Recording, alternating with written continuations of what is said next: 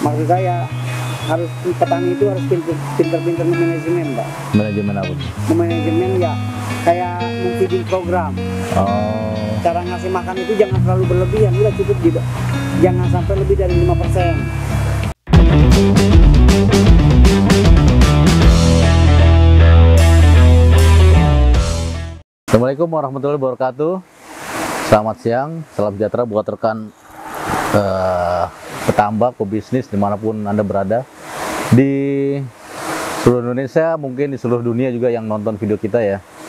Saya ucapkan terima kasih atas dukungan Anda semua karena Anda terus mengikuti video-video yang kami kirimkan kepada rekan-rekan dan melakukan subscriber dan melakukan share sehingga video ini bisa memberikan kemanfaatan kepada teman-teman semuanya gitu.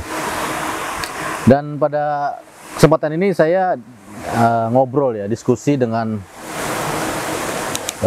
Ustadz Asep, dimana beberapa waktu yang lalu kita sempat bikin video tentang pengalaman beliau budidaya, sebelumnya budidaya lele, kemudian sempat kolaps, turun ya, kemudian dia bangkit lagi dengan budidaya ikan nila dan berhasil. Ini kolamnya di kolam kemarin kan kolamnya bioflok ya, menggunakan blower, dan menggunakan diffuser ya. Tapi diffusernya pakai blowernya blower percas yang dipakai. Dan di kolam ini rekan-rekan bisa lihat di situ ada apa namanya, kincir ya. Kincir. Jadi sebenarnya kolam ini kolam ikan nila dengan konsep air deras. Jadi airnya ngalir dari gunung ya Pak Ji ya. Dari gunung ngalir, kemudian ditambahkan dengan kincir per kolam. Nah memang apa namanya, sangat sederhana ya. Tebarannya juga nggak terlalu banyak ya Pak Ji. Banyak, kemudian juga investasinya juga nggak terlalu mahal ya. Tapi sebenarnya konteks kan kalau yang baru-baru itu kan ya bagaimana caranya, bagaimana memulai ya. Mungkin saya mau lebih dalam lagi, udah levelnya udah naik gitu. Mungkin cara mengelolanya, manajemen pakan, manajemen listrik dan lain sebagainya gitu. Soal konsep budidaya, ya ini kan kok ini ya, cuma sistem. Sistem budidaya, sistem biota. Ya. Cuma di samping sistem budidaya di samping itu kan ada kelemahan kelebihan. Oke. Kelemahannya ya kalau kita ngomong di plus minus ya Bu. Plus minusnya ya kalau mau main di kincir ya tadi investasi awal murah.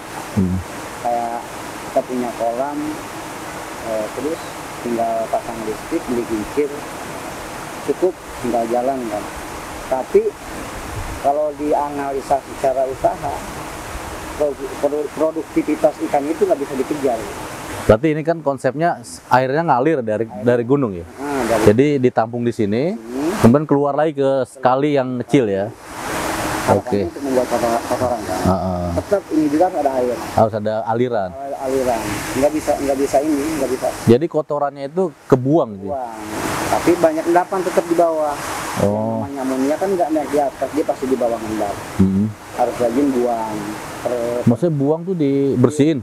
Dibuang dulu, buang setengahnya, nanti air lagi. Oh gitu, jadi buang setengahnya biar kotoran itu keluar, terus diisi lagi. Kalau nggak gitu ya kematian pasti tinggi Pak. Karena kalau apalagi faktor mau hujan. Nah ya, kalau mau hujan gitu. Ikan air keruh, ini ikan pasti ngapung Pak, kematian. Banyak yang mati kalau kan. Jadi pada saat hujan gitu, misalnya diapain tuh? Di pasrah aja tuh, ada treatment? Kalau kayak gini pasrah. Pasrah aja. Nggak dikasih makan. Pasrah nggak dikasih makan, karena kalau dikasih makan. Cuma ya, buang ini, buang pakan. Musuhnya ikan kan nitrit Pak, amoniak. Malah tambah tinggi nitritnya ya? Tinggi dia Pak. Ini kan kondisi ikan tuh, ya kondisi air ya, stoklah. Ikan bekas hujan kemarin. Di saluran sana kan keruh. Naik ke sini pasti keruh. Gitu. Jadi Pak Ustadz nambahin kincir tuh buat apa? Arahnya targetnya kemana tuh? Ya tadinya uji coba. Uji coba. Ya jiwa penasaran kan uji coba. Tadinya main kepadatan 70. Turun ke 50. Nah sekarang niatnya di 30. 30 per meter persegi? Per meter kubik? Per meter kubik main 30. Berarti kan produktivitas turun. Iya. Kalau kita main padat kematian pasti tinggi. Walaupun ditambahin kincir nggak bisa dinaikin? Nggak bisa. Kualitas air yang berbicara kualitas air. Kalau airnya lagi keruh, kita main tanam padat, malah selesai ya. Kincir tetap dia nitrit naik. kan diaduk. Malah ke atas ya nitrit ya. Ke atas dia aduk. Jadi ini paling saya panen mentok itu seton 200, seton 300. Semua kolam ini? Ini satu ini. Oh ini? Ini doang. Paling banyak seton? Seton 200. Itu hasil kalah dengan bioflok yang diameter 2 maksudnya. Diameter 5, diameter 5 2 kolam dapat 800. Rasio pakan ketemu, marginnya ketemu, listrik nggak seberapa. Iya. Nah, sedangkan ini luas. Ini luas 1 ton ya? 1 ton 200. Listriknya malah mahalan ini kan 700 watt ya? 700 watt, ini lebih mahal. Lebih mahal ya? Jadi memang kelemahannya dia tidak bisa dikendalikan ya. Kita nggak bisa mengendalikan lingkungan airnya itu ya. Jadi tergantung kepada alam itu sendiri. Nah, soal kincir ini mungkin banyak yang belum paham ya Pak. Jadi orang taunya pakai kincir air jalan tapi tidak ngomong padat, tidak ngomong kepadatan. Padahal kepadatan itu kan harus dipertimbangkan. Pengalaman saya pernah main di kepadatan 60 per kubik. Susah ikan. Ketika alam sedang nggak baik itu lebih parah. Amoniak tinggi, kotoran tinggi, kematian tinggi. Terus main ke 50 sama.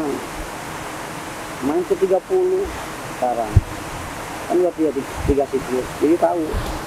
Berarti produktivitas di kincir ini tidak bisa dikejar. Tidak bisa dikejar kalau untuk putaran usaha bisnis. Main di 5 ton. Main di 5 ton. Paling ini 5 ton, Pak. 4 kincir ini. 4 kincir ini dengan biaya listrik 2.500.000 per bulan. Per bulan. 2.500.000 per bulan. Kalau di bioflok, kalau untuk menghasilkan 4 ton 500 sampai 5 ton itu kan enggak paling 1.500.000 per bulan biaya listriknya. Ini kolam 100 meter persegi bioflok bisa ngejar 4 ton gitu? Bisa. Iya. Itu kan kolam saya kan 4 ton setengah. 4 ton setengah kan? Iya kan? Padahal energinya juga nggak terlalu. Kolam lahan sedikit, lahan sedikit, produktivitas banyak naik. Banyak. Kalau ini kan Lahannya banyak. Terus produktivitas tidak bisa dikejar karena tadi kolam-kolam konvensional kayak gini kan alam yang Iya. Uji coba pakan baru 791 itu masuk di 1,2. Nah ini pak dulu sebelum ini kan masih demplot, sebelum ini pakai 781, pakai 781. Pas FCR-nya itu ketemu 1,4. 1,4. Lebih boros. Iya, lebih boros ya. Lebih boros. Saya 1,5 ton, 1,400 itu baru menghasilkan menghasilkan daging 1 ton. FCR-nya. Jadi lebih boros dipakan 5 juta lebih. Berarti kita dapat daging sekilo pakannya 1,4 ya? Iya. Kalau mau hasil pakan hasil daging 1 ton itu membutuhkan biaya pakannya ya 1 ton 400. 1,4 ton. Berarti boros 4 kintal. Boros 4 kintal. Ya FCR-nya kalah. Kalau di sini FCR kalah. Iya, listrik juga kalah. Listriknya kalah. Cuma menangnya ini menang tenang. Tinggalin kalau mati listrik. Oh iya. Iya itu doang. Menang tenang doang. Sehingga deg-degan ya kalau mati listrik ya. Kalau mati listrik nggak dikejar-kejar lah. Kadang-kadang kita disyukuri juga mati listrik kan. Orang tuh senang kalau kita gagal gitu. Ya, iya. Tapi ya untuk ini ya untuk apa? Untuk referensi mah mending bioflok. Iya. Mendingan pakai bioflok ya. Mending pakai bioflok Pak. Mending kita punya lahan di depan rumah kelihatan gitu di bioflok disiapin, genset-gensetnya disiapin.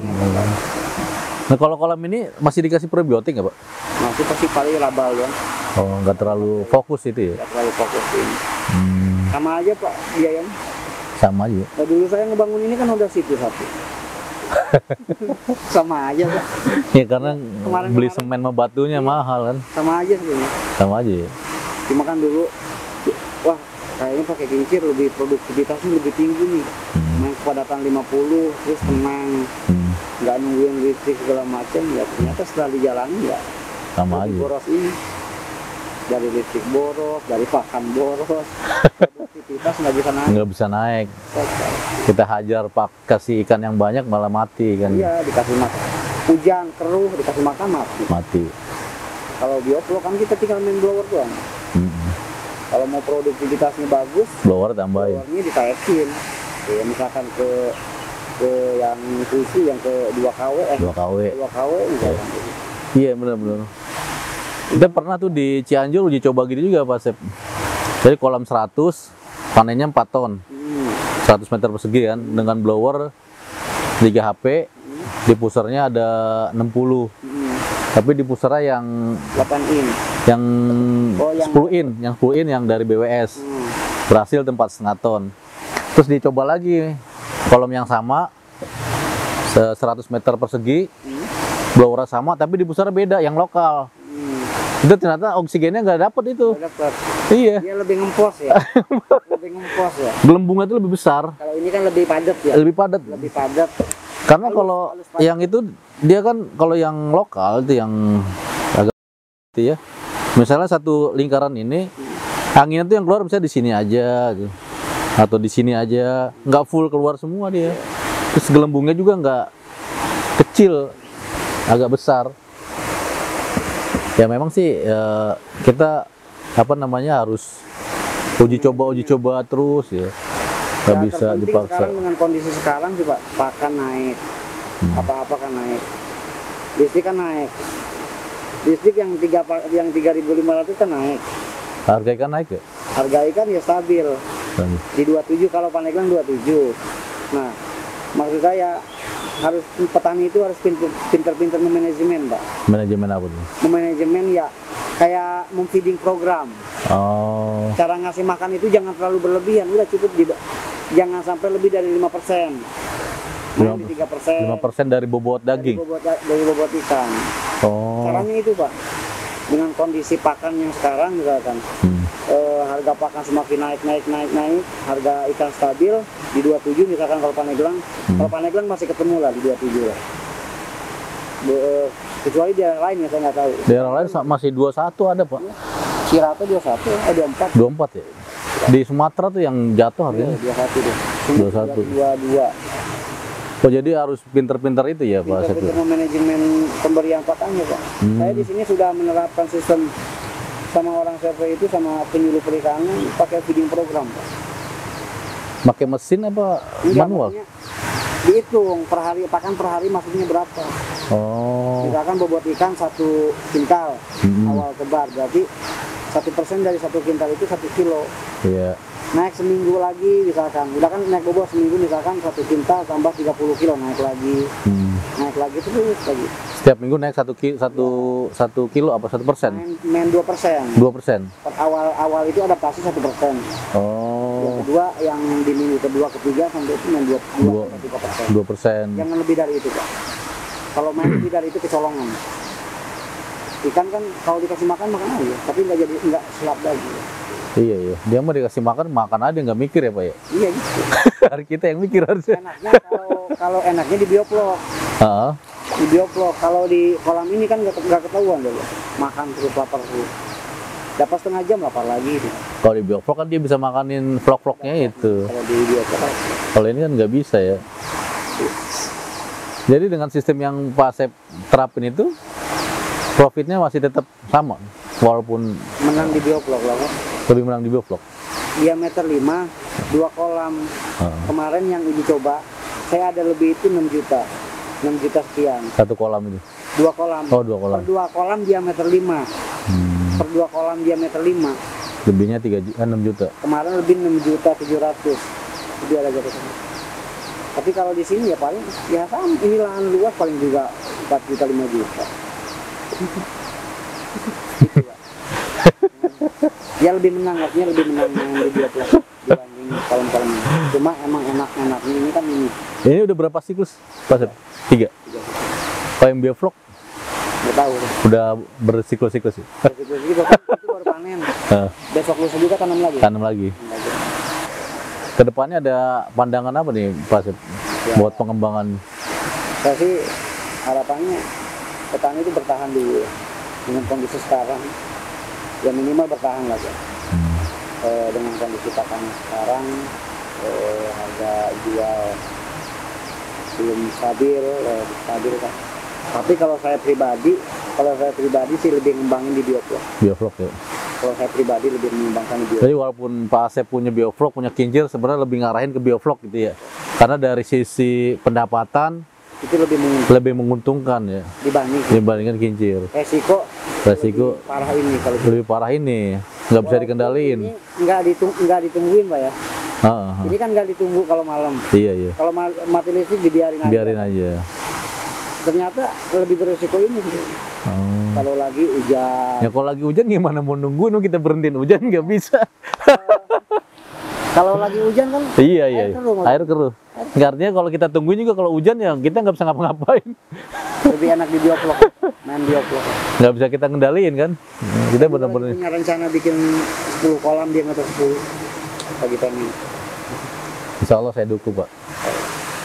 Pak Asep bikin aja planningnya ya kan. Nanti kan kurangnya ini kan. Kita planning Pak. Di planning. Iya Pak Asep udah ini ya apa? Rutin ya. Satu hari 1 ton. 1 hari kadang 2 hari 1 ton. 2 hari 1 ton. Itu kan pusing Pak ngaturnya Pak. Itu sama Pak Asep Bapak ambil asli kan? Ya, saya temen agen.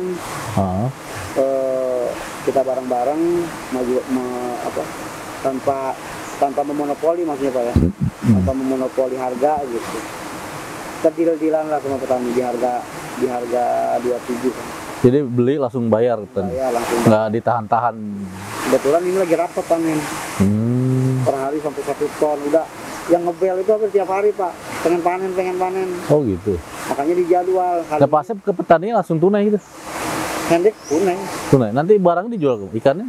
Hendik teman saya ngambil. Oh rekannya. Teman saya tujuin Kak. Bos di sana ikan juga. Panen siap. Jadwal sama dia. Nanti besoknya lagi dia ada lagi itu hampir setengah panen lah. Petani besar. Tapi pengiriman ke usernya lancar.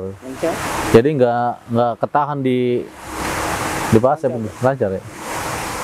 Jadi kalau boleh saya simpulin Pak Asep, berarti dari konsep bioflok dengan konsep air mengalir dengan tambahan kincir ini lebih profit yang bioflok itu ya.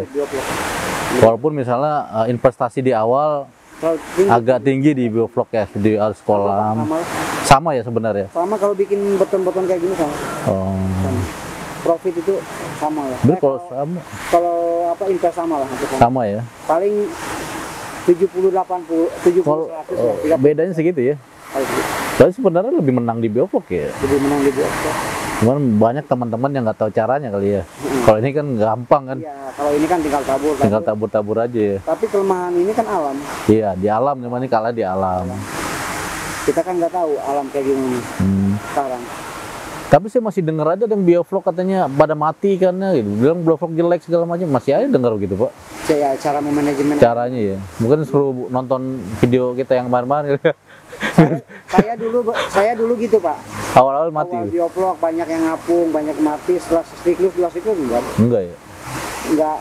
Ya seiring berjalannya waktu aja Pak. Iya mungkin karena mereka tuh sekali gagal nyerah gitu ya. Mental juga ya. Iya. Yang saya bilang itu dia mental itu. Mindset. Itu mental. Terakhir buat rekan-rekan mungkin ada closing statement. Tetap semangat aja. Tetap semangat ya. Minimal bertahan aja. Bertahan. Mudah-mudahan kedepannya bisa stabil, harga stabil. Iya. Memang kadang-kadang dalam sebuah pertarungan nanti pasti ya, yang pemenang itu bukan yang bisa ngalahin orang, tapi yang paling lama bertahan. Nah, itu biasanya yang menang. Seleksi alam.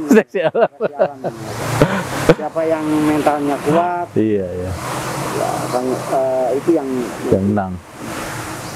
Oke, Pak Asep, terima kasih ya atas waktunya nih. Saya doakan biar berkah dan berkelanjutan terus bisnisnya ya. Mudah-mudahan yang lain semakin berkembang. Amin. Terima kasih ya.